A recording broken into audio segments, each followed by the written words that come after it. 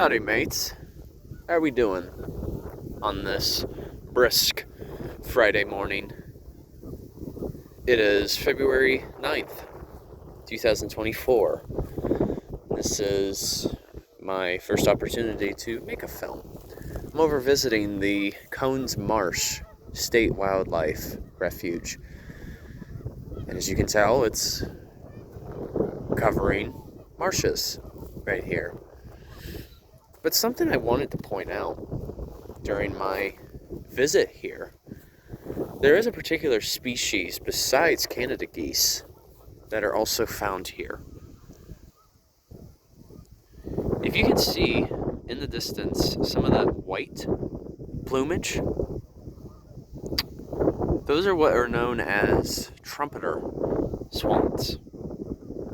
Because when you hear them, they really do sound like they are playing the trumpet. Now, a common question that comes to mind is, what's really the difference between swans and geese? Well, really, it all comes down to the size.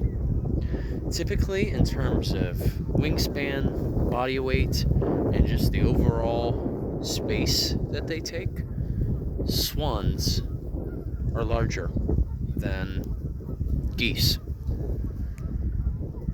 And another has to do with the feature of their necks. So in exception to the Canada geese,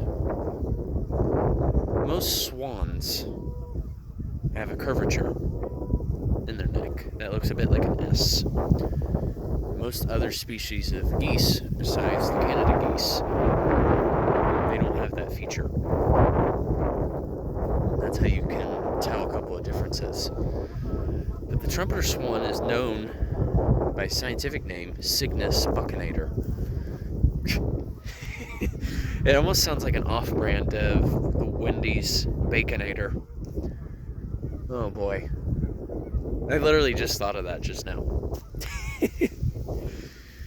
But the buccinator actually means to trumpet from Latin. And as a matter of fact, within our facial structure, we do have something known as the buccinator muscle.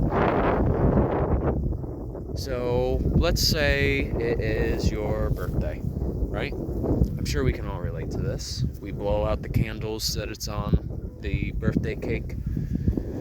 But when you blow out air, you are essentially using the buccinator muscle. And that same feature is found in the trumpeter swans. Pretty darn cool, huh? Yes. And just to mention, the trumpeter swan is one of the largest flying birds in North America. It's one of the largest species. They can weigh up to 25 pounds, which for a bird, that's quite a bit. Now, usually their year-round range is in northwest Canada, as well as Alaska. But sometimes they will fly down to Iowa for migration, or to stay over winter. Because you figure, even though Iowa still gets chilly, it's still a little warmer than it is at their normal range, at least during this time of year.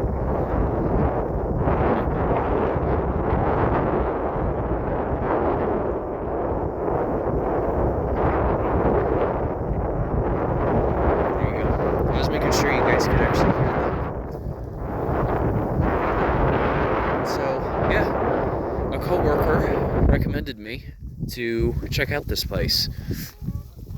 And I gotta say, I'm fairly impressed, because there's a little patch of land right here that passes through both bodies of water. Of course, we all know that marshes are a form of wetlands, because wetlands really break down into several different categories: bogs, fens, marshes, swamps. Wetland is more of a what you call an umbrella term. And of course, it breaks down into other components. In this case, we are indeed at a marsh. And a marsh really is described as a wetland that has herbaceous plants. And typically the pH is closer to neutral. And that's another way of how wetlands are measured, is by the pH of the water. Of course, with that varying pH, it's going to yield different forms of wildlife in terms of what they can tolerate.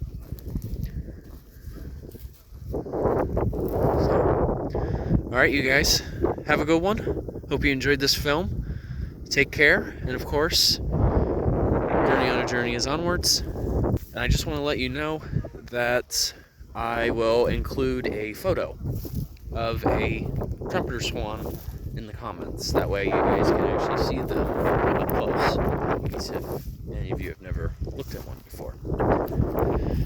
Peace out.